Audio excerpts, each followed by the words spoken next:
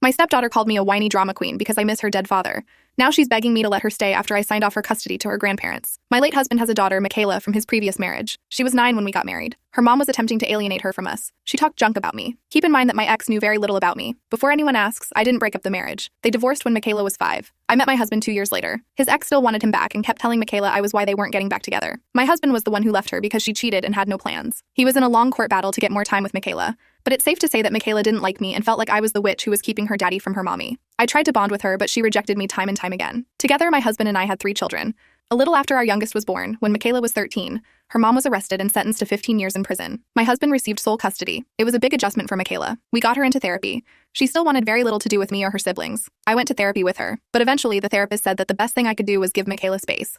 Pushing the issue would just make her away. The therapist also told Michaela she didn't have to like me, but she did need to treat me like a human being. And as I always respected her, she needed to respect me. Michaela did not listen. She called me horrible names, said nasty things to her siblings, and kept asking her dad to divorce me. It led to a lot of arguments with my husband because I was giving her space, treated her with kindness, and was her punching bag. He said she had been through a lot, but I truly think it's because she was nice to him. Even her therapist was concerned, but nothing changed. Michaela is now 15. My other 3 children are 4, 4, and 2.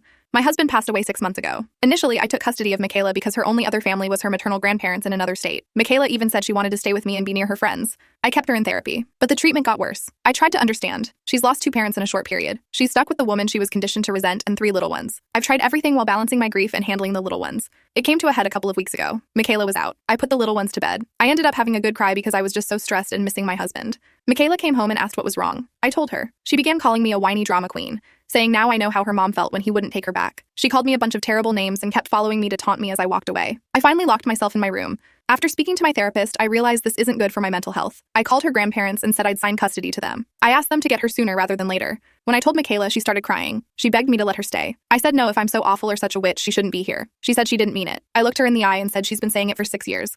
I'm finally setting her free. She won't have to deal with me or her demon spawn brothers, her words, ever again. She said her grandparents have a lot of rules. I told her that's a shame, but maybe it'll straighten her out. It was the harshest I've ever been with her, but I couldn't keep up the kindness. They came to get her within a few days. She didn't say goodbye. Her grandparents have maintained contact with me and told me they're getting her a new therapist, and she'll attend a new school in the fall. I said I hope she does better. My husband's friends find this all to be incredibly cruel. She says I should have tried more, that shipping her off won't do any good. They say it isn't what he would have wanted.